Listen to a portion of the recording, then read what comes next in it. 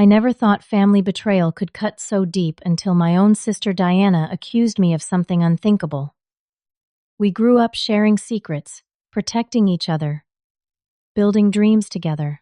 Then suddenly, with one devastating lie, she shattered our bond and nearly destroyed my life. The accusation came without warning, leaving me isolated, doubted, and fighting to prove my innocence in a world that had already judged me. What hurts most wasn't just the lie, but how quickly trust can evaporate. Before I share how my own sister destroyed my life with a single lie, let me know where you're watching from. Hit that like and subscribe button if you've ever been betrayed by someone you thought you could trust. I was born and raised in Boston, a 28-year-old software engineer with what I thought was a pretty normal family. Our household consisted of my parents, James and Margaret, myself and my younger sister Diana, who is 4 years younger than me at 24. Growing up, Diana and I were actually quite close. We built blanket forts in the living room, defended each other from neighborhood bullies, and shared inside jokes that made our parents shake their heads in confusion. I remember teaching Diana how to ride a bike when she was 6, spending hours running alongside her until she finally found her balance. The pride in her eyes that day made all the scraped knees worth it. But as Diana entered her teenage years, I started noticing changes in her personality. What began as typical teenage attitude evolved into something more concerning. She became increasingly attention-seeking, creating drama where there was none. If our parents complimented my grades, Diana would suddenly develop a mysterious illness.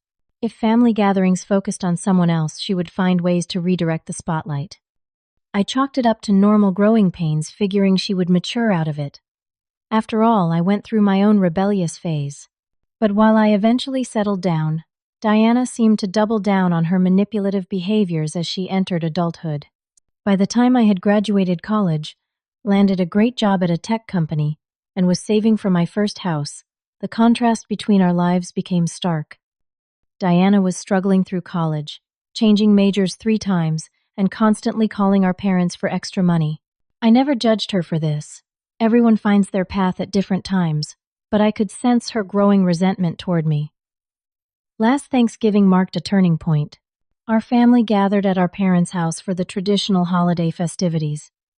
Diana brought her new boyfriend Adam, a quiet guy, with an uneasy smile, who seemed to agree with everything Diana said. Throughout dinner, I noticed Diana giving me strange looks and whispering to Adam whenever I spoke. When I offered to help her with a computer science elective she was struggling with, she snapped at me, saying I was just trying to show off. Mom noticed the tension and pulled me aside later. She said she was worried about Diana, that she seemed more volatile lately. Dad dismissed it as sibling rivalry, reminiscing about how he and his brother went through similar phases. They had no idea how far beyond rivalry things would go. The last night of the Thanksgiving weekend, I overheard Diana talking to Adam in the backyard. I did not mean to eavesdrop, but her raised voice caught my attention through the open kitchen window. "It is so unfair," she complained. "He gets everything handed to him. The perfect job, the perfect life. Mom and Dad think he is so wonderful and I am just the screw-up." Adam murmured something I could not hear, but Diana's response chilled me. Well, maybe it is time something did not go his way for once. I should have confronted her then. Maybe if we had talked it out, cleared the air, what happened next could have been avoided. But I told myself she was just venting, that siblings say things in anger they do not mean. I was wrong. So terribly wrong. 2 weeks after Thanksgiving, I received a call from my father that changed everything. His voice sounded hollow, broken in a way I had never heard before. "Your mother and I need you to come over right now," he said. "Do not ask questions, just come." When I arrived, both my parents were sitting in the living room looking shell-shocked. Mom had clearly been crying for hours, her eyes swollen and red. Dad could barely look at me. "Jason," my father finally said, using my full name instead of the nickname he had called me since childhood. "Diana came to us with something terrible. She says that during Thanksgiving weekend you sexually assaulted her." The words hit me like a physical blow. I literally staggered backward, my mind unable to process what I was hearing. I must have misheard. This had to be some kind of sick joke. Did you hear me? My father pressed when I did not respond. Diana says you assaulted her. It is a lie. I finally managed to say, my voice barely above a whisper. It is a complete lie. How could she say something like that? How could you even ask me this? My mother began sobbing again, and my father put his arm around her. We have to ask Jason. Our daughter came to us traumatized, saying her own brother violated her. What are we supposed to do? The conversation that followed was the most horrific of my life. Diana had spun an elaborate tale, claiming I had cornered her in the guest room after everyone had gone to bed on Saturday night. She provided disturbing details, claiming she had been too afraid to scream, too shocked to fight back against her own brother. She said she had been too ashamed and terrified to tell anyone immediately but could not live with the secret anymore. Not only had Diana told our parents, but she had also gone to the police that morning to file a report. They would be contacting me soon. And if that was not enough, she had posted a vague but pointed message on her social media accounts about surviving assault by a family member. Within hours, my phone began buzzing with messages from mutual friends, extended family, and even coworkers who had connected with me online. No one directly accused me, but there were questions, concerns, people checking if I was okay in a tone that suggested they already believed I was guilty. 3 days later, 2 police officers showed up at my apartment. They questioned me for hours, going over my whereabouts during Thanksgiving weekend, my relationship with my sister, whether we had ever had conflicts. They took my phone and laptop, saying they needed to examine them for evidence. My girlfriend of 2 years, Jessica, initially said she believed me, but the pressure from her friends became too much. A week after Diana's accusation, she told me she needed space. That space became permanent when she texted me that she could not be with someone who had this cloud hanging over them, whether it was true or not. At work, my boss called me into his office and gently suggested I take a leave of absence until the matter was resolved. Not a suspension, he clarified, but we both knew what it really was. My colleagues avoided eye contact in the hallways. The HR director gave me resources for legal counsel, her expression carefully neutral. The worst part was the isolation. Friends I had known for years suddenly became too busy to return my calls. Family gatherings were out of the question, with relatives taking sides, most assuming there must be some truth to such a serious accusation. My cousin Rachel, who had been like a sister to me, blocked me on all platforms after writing a long message about believing victims. I spent weeks barely leaving my apartment, alternating between rage, despair, and numbness. I lost weight, could not sleep, and found myself researching how false accusations affect people's lives. The statistics were grim. Even when proven innocent, the stigma often remains. I contemplated moving to another state, changing my name, anything to escape the nightmare Diana had created. The only person who stood firmly by my side was my best friend Taylor. She had known Diana and me since we were kids, and she immediately questioned the accusation. It was Taylor who first noticed inconsistencies in Diana's story, who reminded me that truth still matters, and who convinced me to fight back rather than run away. I do not care what people think, Taylor told me one night, as I sat on my couch staring blankly at the wall. We are going to clear your name. Diana has always been manipulative, but this is beyond anything I could have imagined. Something does not add up, and we are going to figure it out. It was Taylor who helped me notice the first cracks in Diana's carefully constructed lie. The timeline she had given the police did not match her social media activity that weekend. According to Diana, she had been too traumatized to leave her room the next day, yet she had posted photos of herself at a Sunday brunch with Adam smiling and apparently carefree. It was a small discrepancy, but it gave me the first glimmer of hope that the truth might eventually come out. Taylor became my unofficial investigator, driven by a sense of justice and loyalty I will forever be grateful for. She began systematically gathering evidence, creating a detailed timeline of the Thanksgiving weekend that directly contradicted Diana's version of events. First, we recovered Diana's social media posts from that weekend, screenshots showing her checking in at various places, during times she claimed to be hiding in her room traumatized.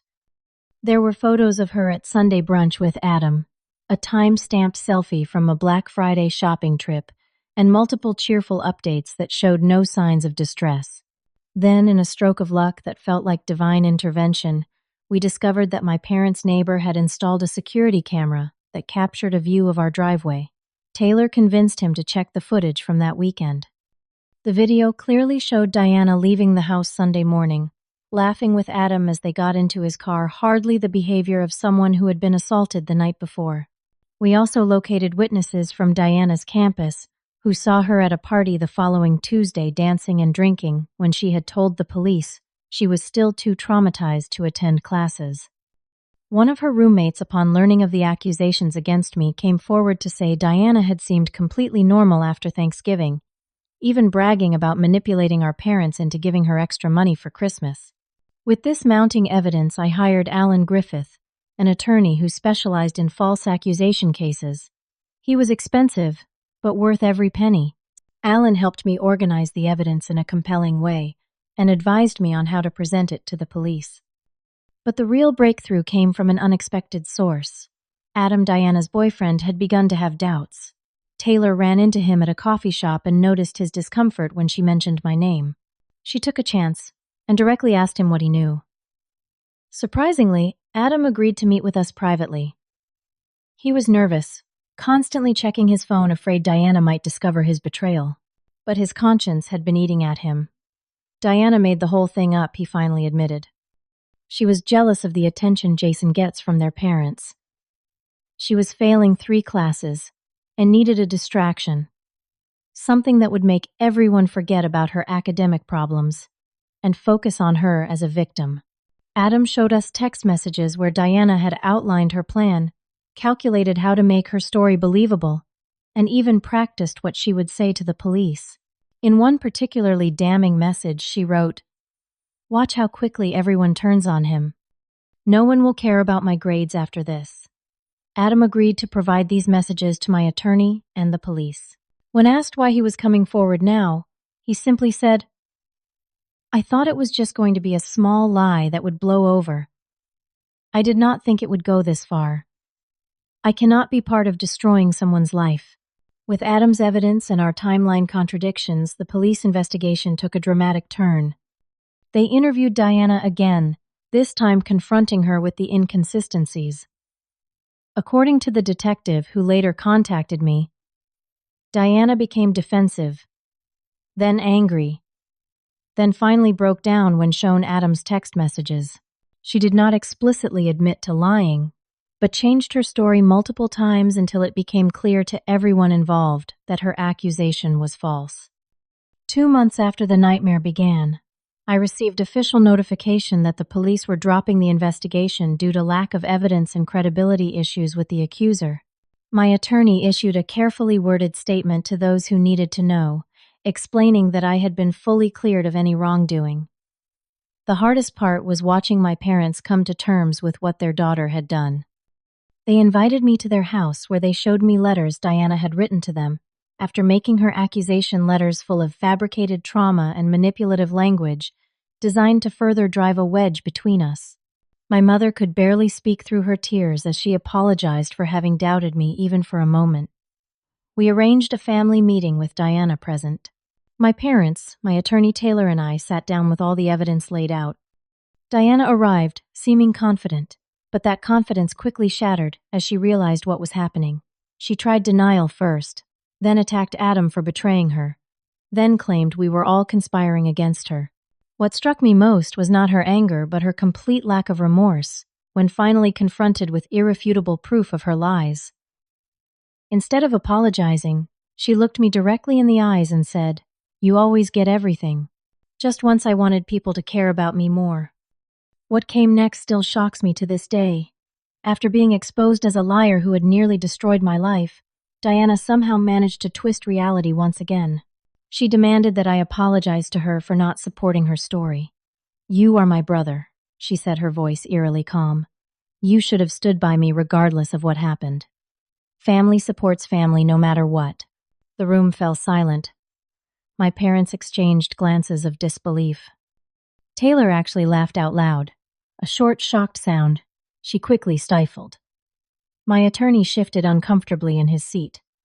I felt a strange calm settle over me as I finally saw my sister for who she truly was.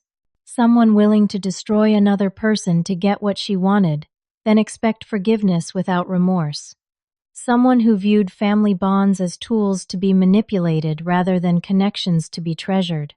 My mother was the first to speak.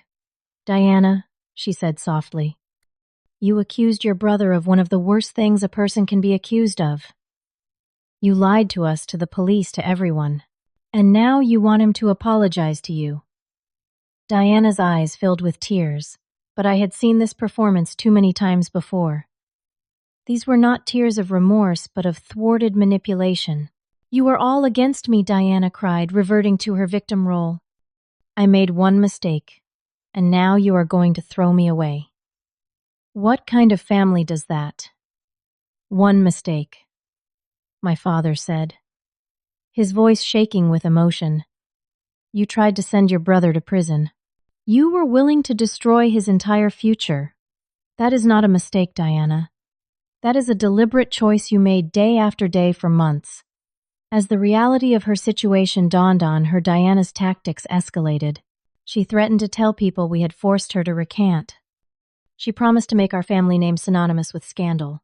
When none of that worked, she tried guilt, reminding our parents of her childhood achievements, her needs, her mental health struggles, that supposedly explained everything. But something had fundamentally changed. The spell was broken. My parents, who had always made excuses for Diana's behavior, finally recognized the pattern that had been building for years. This was not a one-time lapse in judgment, but the culmination of a lifetime of manipulation. After hours of circular arguments, my father made the hardest decision of his life. He told Diana that until she took full responsibility for her actions and got professional help, she could not be part of the family. He would continue paying her tuition directly to the university, but she would not be welcome in their home. Diana stormed out, slamming the door so hard a family photo fell from the wall and shattered. The symbolism was not lost on any of us. The months that followed were a slow, painful process of rebuilding. My attorney helped me draft a statement that was shared with those who needed to know, explaining in careful terms that the allegations had been proven false. My boss welcomed me back to work with a sincere apology and made it clear to the team that I had been completely exonerated. Some friendships were irreparably damaged.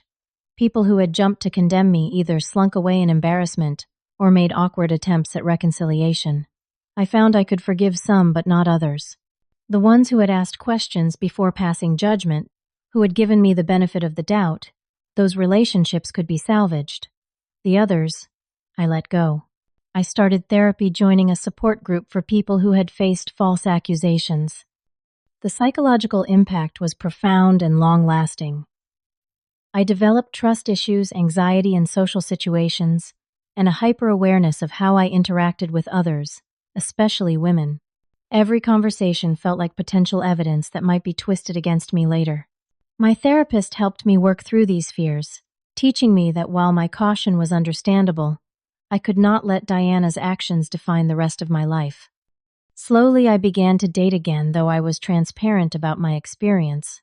Early on, watching carefully for how potential partners reacted to this difficult history. The healing extended to my family as well.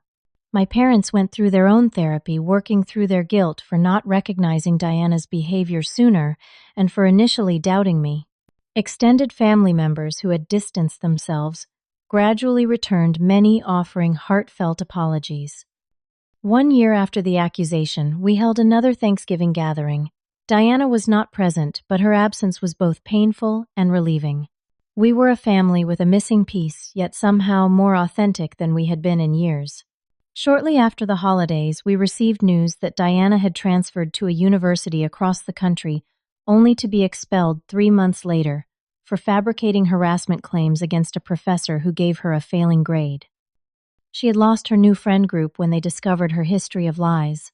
Last we heard, she was working at a restaurant and telling coworkers she had no family, that we had abandoned her for no reason. I have spent many nights wondering if we failed Diana somehow, If there were signs in childhood, we missed interventions that might have changed her path. But ultimately, I have come to accept that each person makes their own choices, and Diana chose deception over truth manipulation, over genuine connection time and again. I have not fully forgiven her. I am not sure I ever will. But I have set boundaries that protect my well-being, while leaving the door slightly ajar. If someday Diana truly recognizes the harm she caused and does the hard work of changing her behavior, perhaps there could be some form of reconciliation. But it would never again be blind trust, and that is a consequence she will have to accept. What I have learned through this ordeal is that family is not just about blood, it is about trust and mutual respect. Diana did not lose her family because of a mistake. She lost them because she weaponized family bonds for her own benefit and expected unconditional forgiveness without showing remorse. For anyone dealing with toxic family members, remember this: love does not require you to be someone else's victim. Sometimes the most loving thing you can do for yourself and for them is to establish firm boundaries that make manipulation impossible. Sometimes those boundaries might mean walking away. Have you ever had to set difficult boundaries with family members who betrayed your trust? Share your experience in the comments below. If this story resonated with you, please hit the like button and subscribe to hear more stories about overcoming family trauma and building healthier relationships. Remember, sometimes the family we choose is more important than the family we are born into. Thank you for listening to my story, and I hope it helps someone feel less alone in their own struggles with toxic relationships.